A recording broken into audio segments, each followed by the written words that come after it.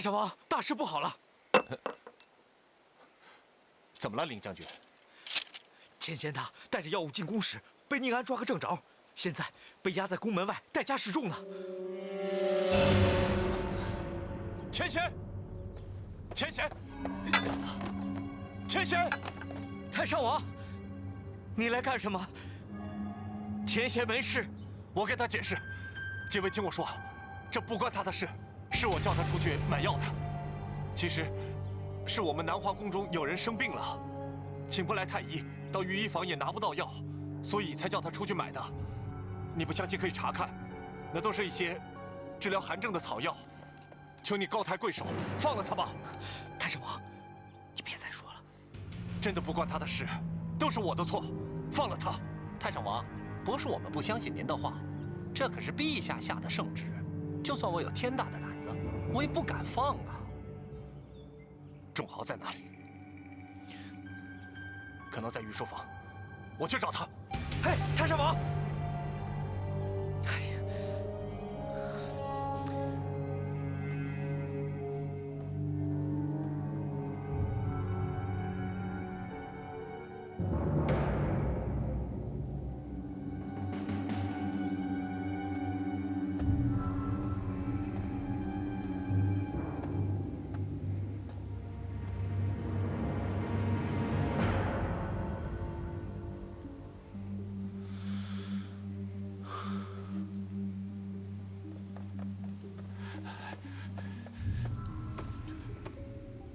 老奴接驾，陛下万岁万岁万万岁！这南华宫一直是这么荒凉吗？不是的，太上王和太上王后来之前，还要更荒凉些。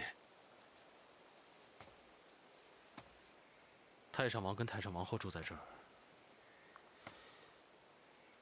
抱怨过吗？太上王和太上王后随遇而安，住得很安心，从来没有抱怨过什么。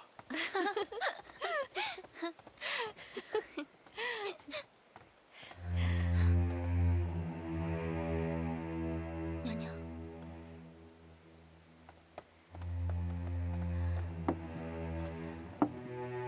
陛下来这里有事吗？为什么要做刺绣拿到街上去卖？姑给你们的俸禄，难道不够吗？陛下，是因为前些日子玉儿不小心染了风寒，南华宫太冷清了，连御医都不肯过来，御药房没有御医开的方子，又没有办法拿药。娘娘和太上王是为了救玉儿的命，所以才……那你为何不来找姑？非要这么作践自己？我靠自己的双手赚钱抓药，为什么要去求你呢？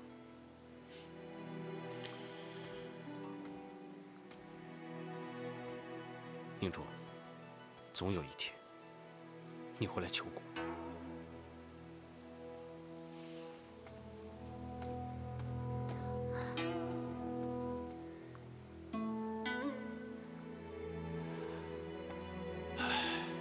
没想到啊，这陛下也会到这儿来。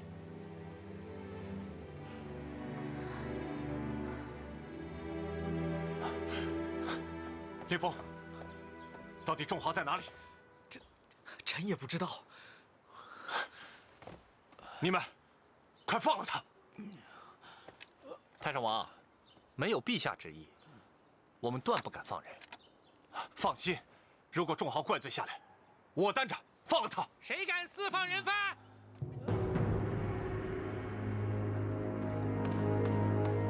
宁公公，宁安，你放了他吧，他是无辜的。他私自携带药品进宫，图谋不轨，证据确凿，不能放。你就念在我在草原的时候救过你一命的份上，放了钱贤吧。救我！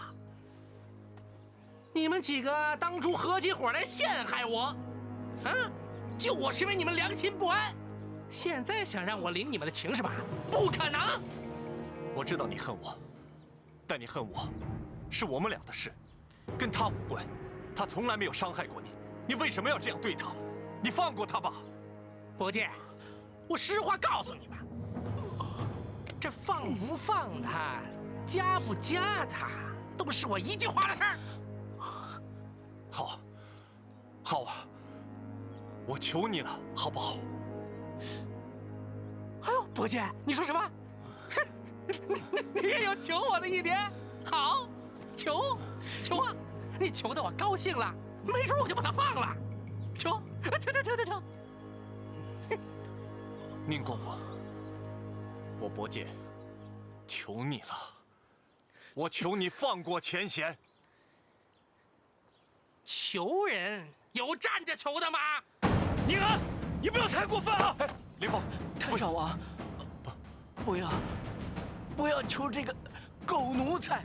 咦，你还跟嘴硬？信不信我加你3天3夜？看你还敢不敢胡说八道！不，只要你放了他，要我求你、跪你，都可以。只要你放了他。好啊，我不拦你，想跪就跪。太上王，哎，太上王！到！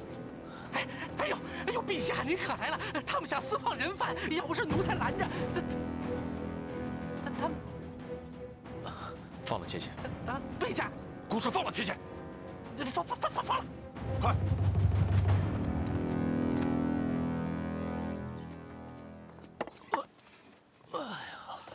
钱钱，来，快！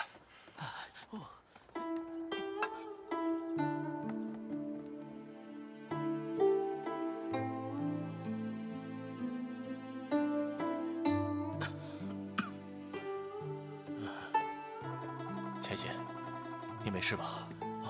我没事。来喝水。好，来喝点水。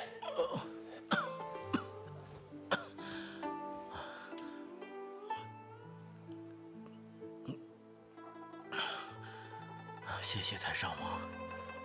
以后不要再叫我太上王了，叫我伯杰，我们以兄弟相称。这如何使得？使得。太上王，他呀，这是虚脱中暑啊，熬点小米粥调养调养，就没事了。你怎么知道？谁没带过家示众啊？没那么娇气。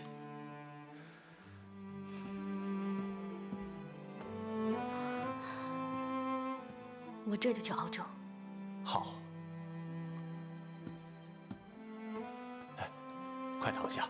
哦，来，来。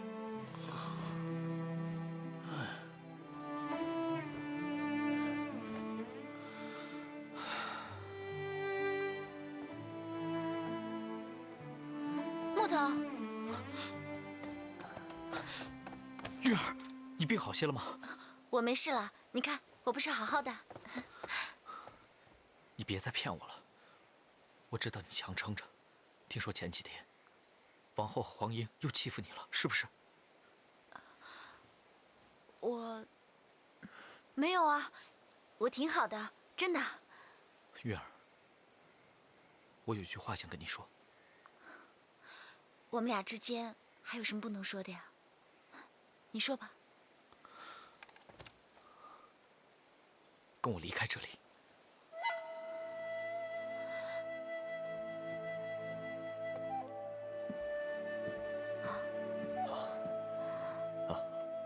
哎，怎么这么细啊？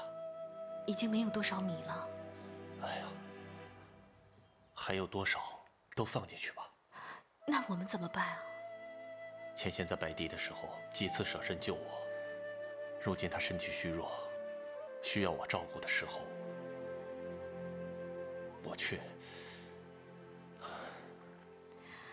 宁主，我不想让他有任何闪失。那好，我去熬粥。宁主，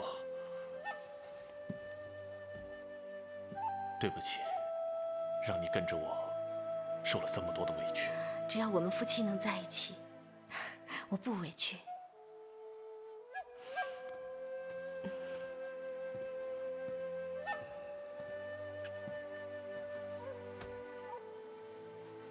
华公公，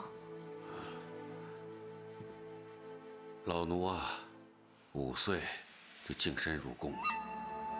这满眼看去的都是尔虞我诈、勾心斗角。风光的时候呢，一群人捧着；失意的时候，一群人踩着。这人情冷暖、世态炎凉看透了以后啊，我已经不相信这世界上还有亲情、友情和爱情。可是见到你们啊，我又开始信了。太上皇啊，您刚来的时候，老奴是特别的幸灾乐祸。您这个高高在上的太上皇也有这一天。那时老奴就想啊，怎么折磨你，叫你比我过得更惨。可是你非但不惨，反而还很乐观。太上皇，这是我自己省下来的粮食，让太上皇后给太傅熬粥吧。那你呢？我要是饿了，那下3所还有馒头吃。你的大恩大德，我伯见一生难忘。太上皇啊，您折杀老奴了。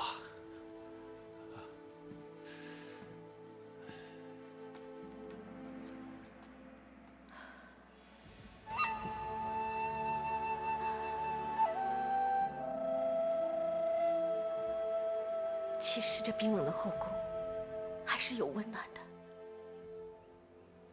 以后我们就把华顺当做一家人来看待吧。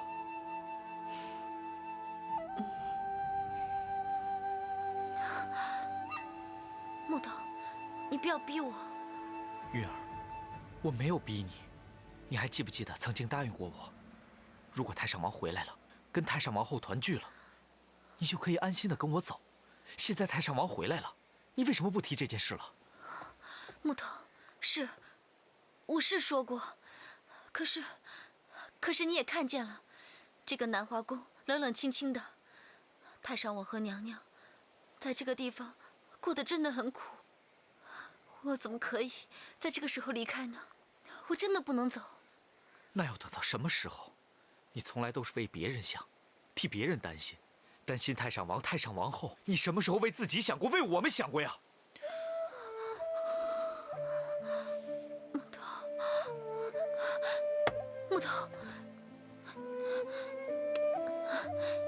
木头，你听我说嘛，你不要生气好不好？哎呀，我真的不知道说什么好了，对不起，真的对不起。我并没有怪你，你不妨也换个角度想一想。现在啊，陛下对太上皇戒心很重，整个南华宫也危机四伏，你在这里也帮不上他们什么忙。如果你走了，他们反而少一个负担。太上皇后可以救你1次，可以救你2次，那3次4次呢？谁来救你啊？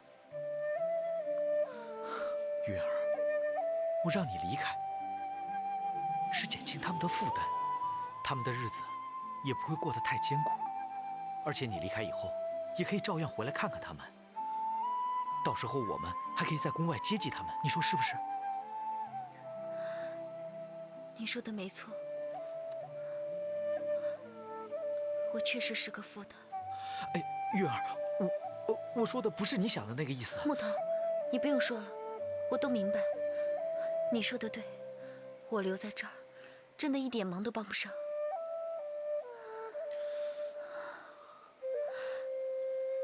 我答应你，我们走。真的？嗯，那好，我们现在就跟他们说去啊。走。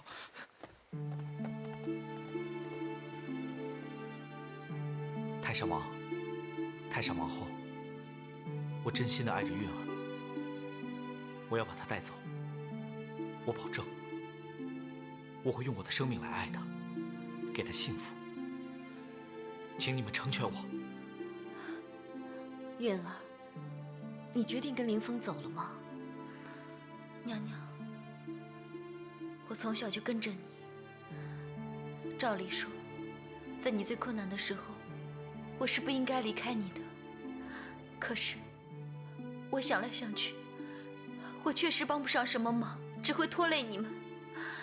所以，我决定了，我要跟林峰走。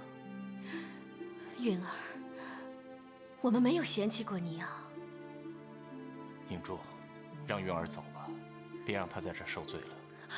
太上王，您怎么能这么说呢？我从来没有觉得跟着你们是在受罪，只是我自己真的觉得我在拖累你们，所以我才想要走的。你一直替我和银珠受了不少罪，紫嫣和仲豪，他们两个不敢轻易动我们，所以就常常拿你来出气。林峰是个值得你爱的人，你要好好把握。跟着自己爱的人走吧。你就跟林峰去吧，这样我也不用再担心你会被欺负。林峰是真心对你的，我相信他能给你幸福。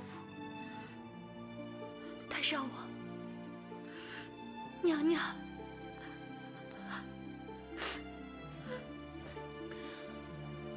走吧。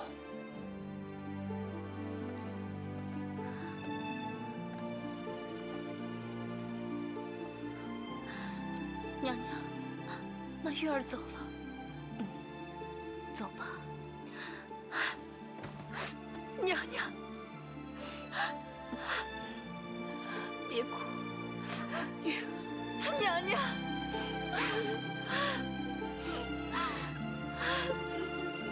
娘娘，别哭了，快起来。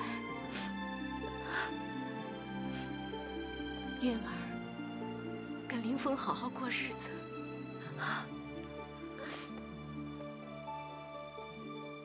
娘娘，林峰，你一定要善待韵儿。娘娘，您放心吧。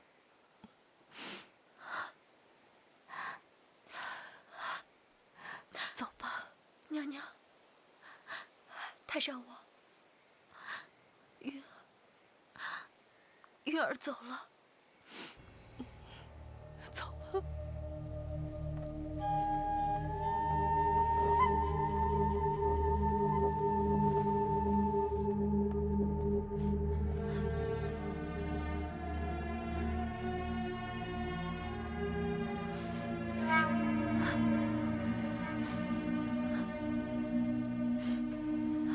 娘娘，娘娘，娘娘，韵儿，我不走，我不走，我不走，娘娘。又不是不能见面了，以后还可以跟凌风进宫的。伯剑说的对，韵儿，跟林峰走吧。娘娘，那你要多保重。太上王，你也要多保重。娘娘，我走了。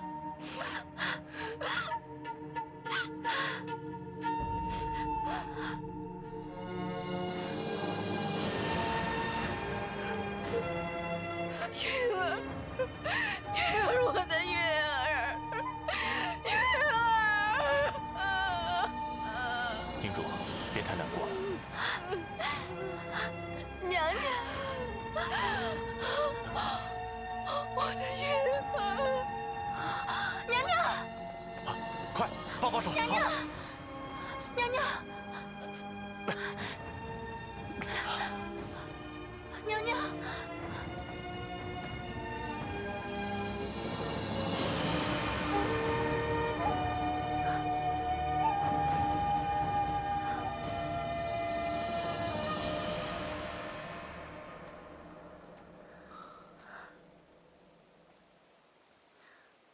韵儿，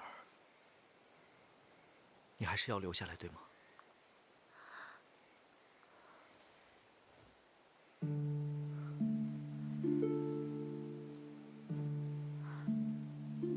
木头，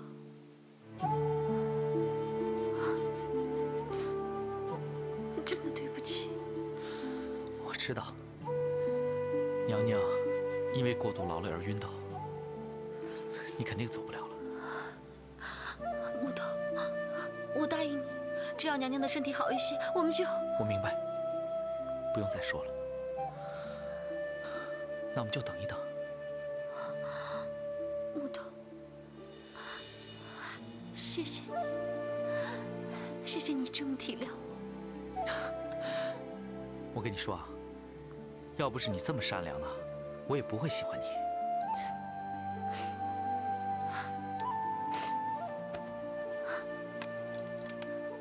木头，能够认识你，真的是韵儿三生有幸。你对韵儿那么好，韵儿真的觉得好幸福。我跟你说过，我愿意等你，哪怕10年，甚至20年，我都愿意等。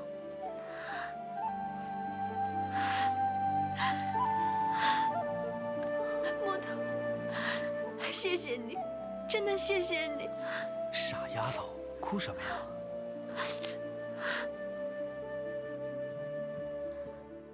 娘娘吃药了。哎，韵儿，怎么你没跟凌风走吗？你都这样了，我能走吗？又是我拖累了你。没关系，我想林峰他会理解的。韵儿，你命好，能碰到凌风这么一个有情有义的男人。你们两个虽然经历了这许许多多的磨难，但我相信你们以后一定会幸福的。娘娘，你的命也很好啊，太上王人那么好，那么爱你，那么痴情，你也很幸福啊。有时候我在想，要是伯坚不生在王宫，那该有多好啊！是啊，如果那样的话，就没有那么多的是是非非了。不过，现在这样也不错啊。虽然日子清贫些，但人却很自在。娘娘，我觉得现在最重要的是你先把身体养好，然后呢，给太上王生一个王子，那我们南华宫不就热闹了吗？贫嘴。来，吃药吧。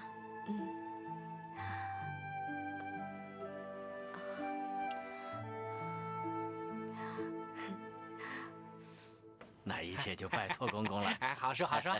多谢公公，多谢公公，一点小意思。哎呀，客气客气。哎呀，那告辞了。哎，走吧走吧走吧。哎，多谢多谢。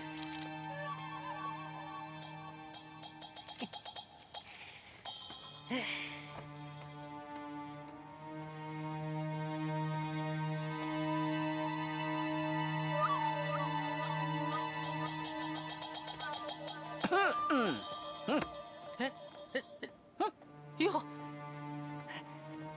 蓝公公，您有何赐教啊？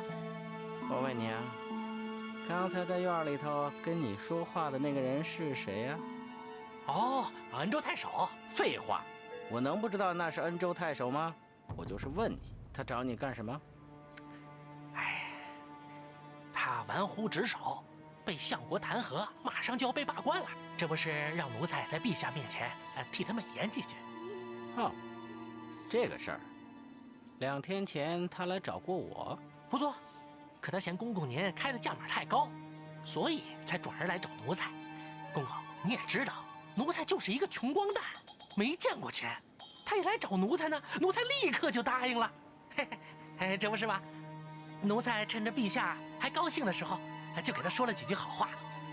他连降3级留用，为了感激奴才，给奴才送了点薄礼。哼哼，宁安啊，你现在也学会撬行了啊！公公，您这此言差矣呀！愿买愿卖，两厢情愿的事儿，不存在谁撬谁的行。哎，公公您的价码高，人家出不起；奴才的价码低，也能办事儿，那自然就来找奴才我了。公公，你也不能怪到奴才的头上啊！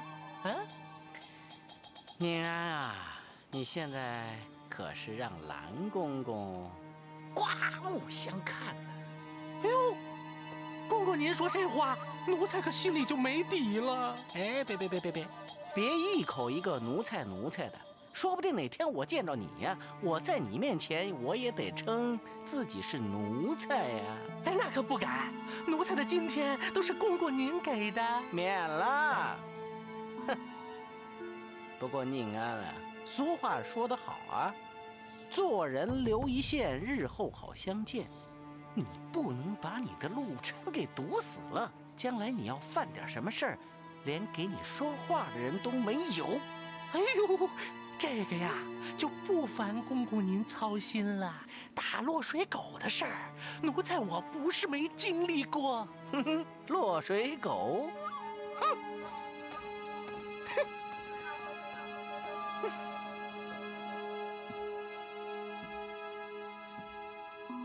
况杰，可有此事啊？陛下，那矿中确实驾为臣的马车出行，并与另外一辆马车相撞。可是据听说，是那车夫不依不饶，出言不逊，那矿中才一时火起，将其殴伤。至于他让都尉府拿人并烧毁马车一事，臣真的不清楚。那人现在何处？陛下，那人被都尉府关押了一夜，第二天回到家，伤重吐血身亡。什么？陛下，此事都是矿中一人所为，跟臣真的没有关系啊！陛下，那矿中敢如此横行霸道，可都是仰仗大司马呀！大司马管教下属不严，理应重罚。矿中杀人害命，按照我大魏律法，理当处死，请陛下圣裁。况杰，你门下出此恶徒，天理难容。孤令你立即把矿中处死，发放死者抚恤金。如有再犯，连你一并治罪。听明白了吗？臣遵旨。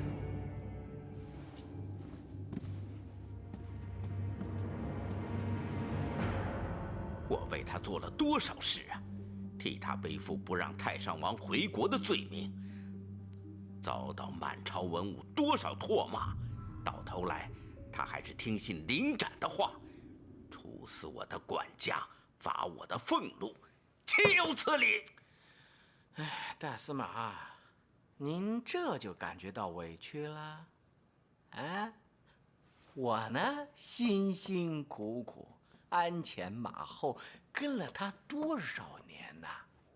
可是就一个小小的宁安，哎，跟了他才多少天呢？就把他视为心腹，还用他来制约我，我想想就心寒呢。我林斩这个老匹夫，没办法。哎，谁让林斩是当年拥立他继位的功臣呢？他总感到啊，欠他个人情。我们也让他欠我们一个人情。哎呦，谈何容易哦！没什么不容易的。安乐侯嵇康，如今是不是有2、3岁了？啊？您的意思？您的意思是？林斩有拥立新君之功，我给他来个改立世子。改立世子？没错。这个事儿吧，先跟大将军商议商议再说。他巡视3关，暂时回不来，我等不及了。哎，大司马，当初我们可是攻守同盟啊！哎，大司马，我是怕大将军没有回来，我们擅自行动的话，大将军回来以后，会不会心里不痛快啊？蓝公公，你心里要有顾虑，我可以独自上奏。不，我蓝恩哪是那样的人呢？大司马，您不是平时一直嘱咐我们，万事小心，做事不能操之过急。我怎么觉得您有点着急了呢？凌展那个老匹夫，杀了我的管家，扣了我的俸禄，简直气到我头上了，我能不急吗？好，那我就听您的，咱们分头行动。宫中的事由我兰恩负责，朝中的事就全仰仗大司马您了。那就这么定下了。好，不过这个事儿吧，我们还要做最坏的打算。朝中的那些老头儿，着实不好对付啊。我心里有数。众爱卿，有本上奏，无本退朝。臣有本。大司马，起奏吧。臣启陛下，自太上王美人关被白狄击溃兵败至今，陛下登基已有3载，天下太平，国泰民安。白狄称臣纳贡，通商互市，四海臣服，万民欢庆。臣以为都是陛下治国有方。如今江山稳固，天下安宁。臣以为太上王伯建之子舒杰德行有亏，威望全无，而陛下之子安乐侯西康品行端正，聪颖贤德。臣启奏，恳请陛下定安乐侯西康为世子，保我大魏社稷，江山永固，千秋万代。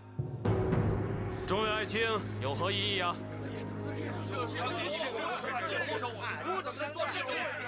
大胆狂杰！你为何出此无君无父、无礼之言？世子舒杰为太上王之子，先王之长孙，并无任何过失，岂能轻易废除？当年陛下登基之时，和太后及元老大臣们约定3事，其中一条就是不可擅自废立世子。你提出此意，难道是要陷陛下于不忠不义之境地吗？无耻小人，无君无父，天理难容，请陛下斩匡切人头，以正视听。金殿之上，成何体统？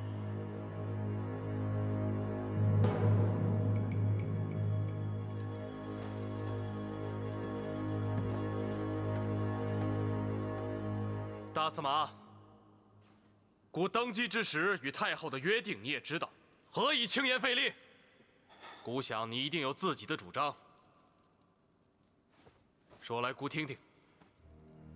陛下，自古王位为有德者居之，太上王昏庸无道，没有治国才能，导致美人关兵败，几十万大军毁于一旦。陛下才德兼备，有治国之道。自古又有父为子承的传统。当初太后与陛下商约的时候，那时陛下尚未育有安乐侯西康，太后担心大魏江山无人继承，方才提出此意。如今江山稳固，安乐侯西康业已渐渐长大，理应将陛下的大位传位于安乐侯西康，而不宜传位于太上王的子嗣，这样于公于私、于礼于法都说得通。一派胡言，简直是谬论。陛下，当年美人关兵败，其实并非太上王一人之过错。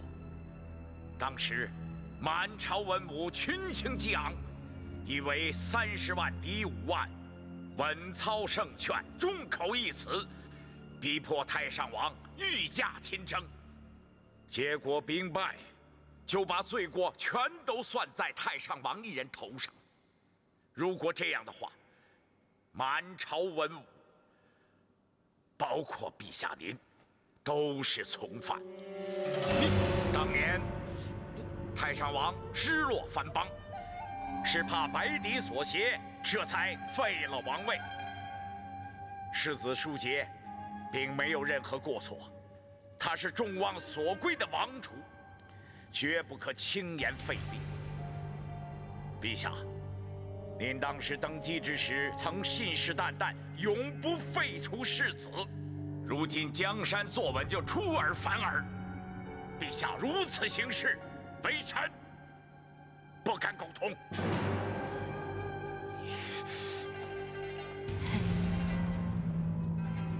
陛下，事出仓促，大家都措手不及，不如此事容后再议，让诸位大臣都再想想。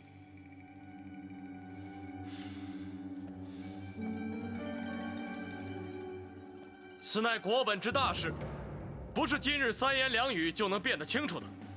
此事，今日暂且作罢，来日再议。退朝。陛下。陛下万岁万岁万岁！无耻奸贼，管你有什么目的，只要有我凌展在，你就休想动摇国本，另立世子。哼！无父无君之徒，还有何颜面站在朝堂之上？奸佞祸国，该杀！哎呀，算了算了，不要理此等小人，免得惹祸上身。难道老夫怕他吗？呸！况杰大人已经向陛下提议改立世子的事了。没错，今日一早，况杰大人就上书陛下，提出改立世子。那满朝文武意见如何？娘娘，您可不知道，所谓文武百官都是些随风飘摆的家伙，临展强硬反对，他们就倒向那边。这个老匹夫，在朝廷上跟陛下唱反调，他儿子又在宫里跟本宫作对，处处护着太上皇那帮人，这两父子简直可恶。不过，娘娘请放心，依奴才看，陛下还是想立熹康为世子。哦，是吗？只不过现在陛下还有些顾忌，只需要添把柴，加把火。本宫明白，那这把柴火就交给本宫了。哦，那就有劳娘娘了。皇英，在前几日东湖进贡的雪山湖，挑2株最大的送给蓝公公和司马大人。诺。多谢娘娘。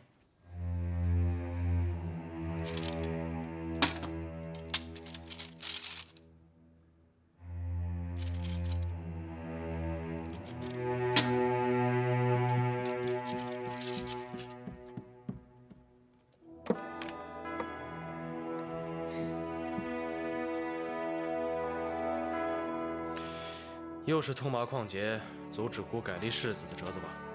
陛下，可不是嘛！况杰大人，这可算是捅了马蜂窝了。元老大臣们自然就不用说了，哎，就连封地的那些封疆大吏们，他们也跑来凑热闹。有这种事？这里有济州刺史的联名上书，陛下您过目。元老大臣们反对也就算了，他们跟着凑什么热闹？哎呀，他们还不是想博一个忠义双全的美名嘛！哼，陛下，要说起来啊，这事儿啊也挺简单的。哎，这说到底，毕竟是陛下您自己的家事，这元老大臣们他们无权插手啊。宁安啊，你不懂，改立世子是家事这么简单吗？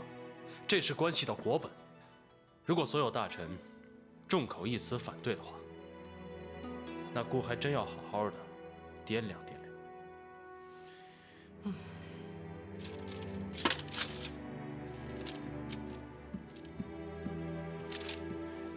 参见陛下，陛下万岁万岁万万岁！起来吧。谢陛下。什么事啊？夜深了，子言王后请陛下到紫宸宫休息。姑知道了，你先回去吧，姑随后就到。诺。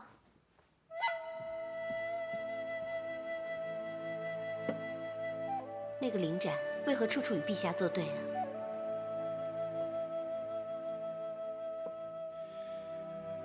紫嫣呐，他有他的道理。